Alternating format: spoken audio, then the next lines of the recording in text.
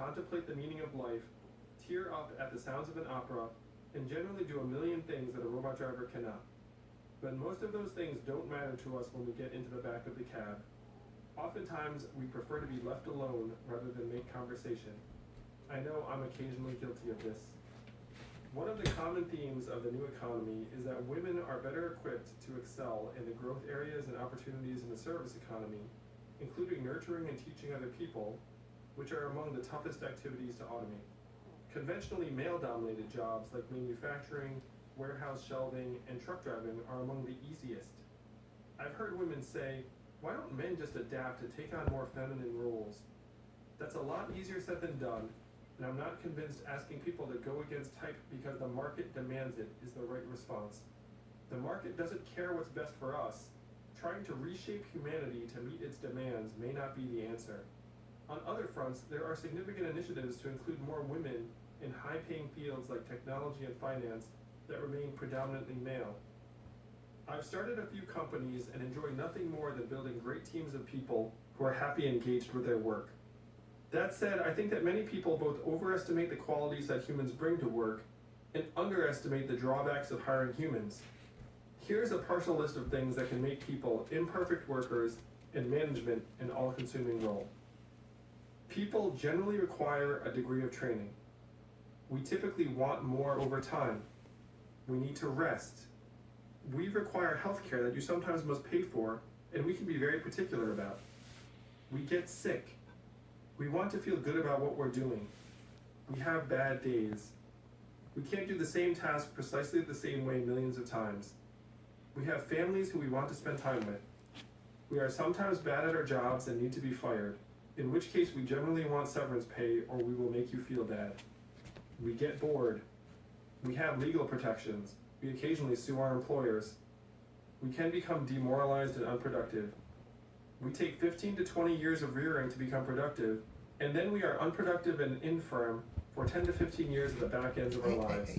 We often want you to pay us to account for both the time at the end and the cost of raising our children. If something bad happens to one of us, the others notice. We occasionally harass each other or sleep with each other. We sleep. We sometimes are dishonest and even steal. We occasionally quit and look for other jobs. We see things. We share information. Some of us use drugs. We get injured and disabled. We are unreliable. We sometimes change our minds. We sometimes take breaks when we should be working.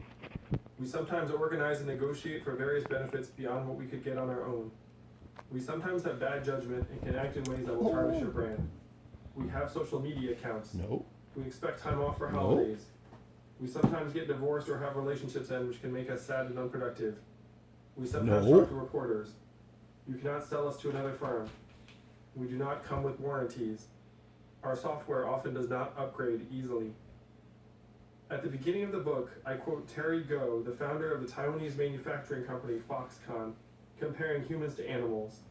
He brought 300,000 robots into his factories to supplement his million workers making Apple products, in part because 14 Foxconn workers had committed suicide in the previous 2 years. In contrast, robots do not experience emotions and do not get depressed. The automation wave is coming in part because, if your sole goal is to get work done, people are much trickier to deal with than machines.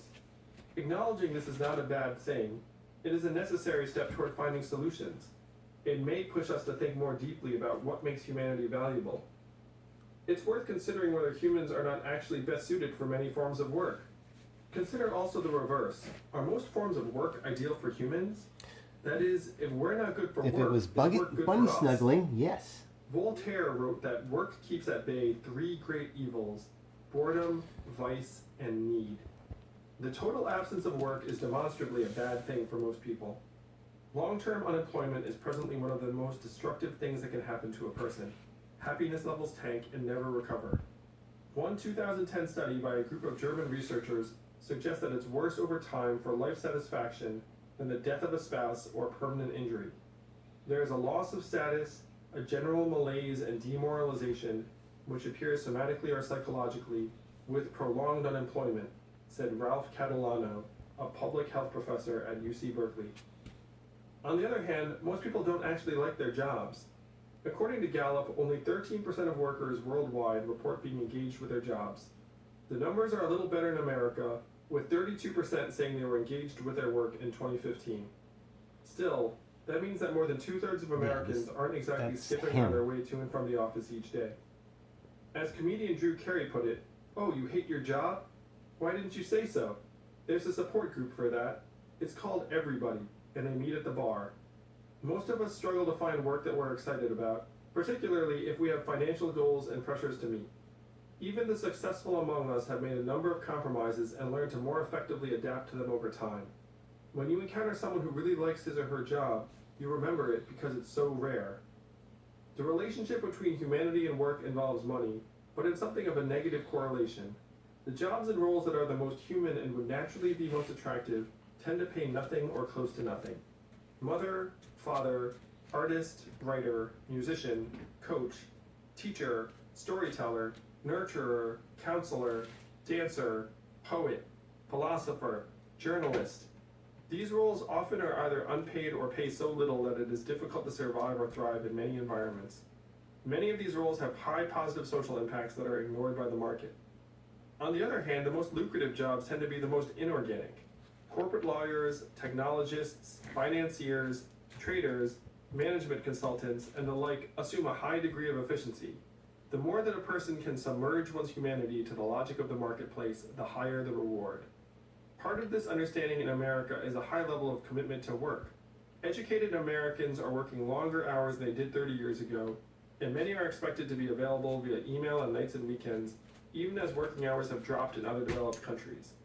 4 in 10 Americans reported working more than 50 hours per week in a recent Gallup survey. This wasn't always the case. American work weeks were actually getting shorter up until 1980. John Maynard Keynes, the British economist, famously predicted in 1930 that, given the continued growth in productivity and progress, by 2030 the Western standard of living would be 4 times higher, and we would be working only 15 hours per week. He was right on the standard of living and very wrong on our work hours. Meanwhile, numerous studies have shown that a lot of the work we're doing isn't really adding value, and that we could cut our hours and maintain most of our productivity. Benjamin Honeycutt, a historian at the University of Iowa, argues that if a cashier's job were a video game, we would call it completely mindless and the worst game ever designed. But if it's called a job, politicians praise it as dignified and meaningful. Honeycutt observes that purpose, meaning, identity, fulfillment, creativity, autonomy, all these things that positive psychology has shown us to be necessary for well-being are absent in the average job. Most jobs today are a means for survival. Without their structure and support, people suffer psychologically and socially, as well as financially and even physically. Whether work is good for humans depends a bit on your point of view.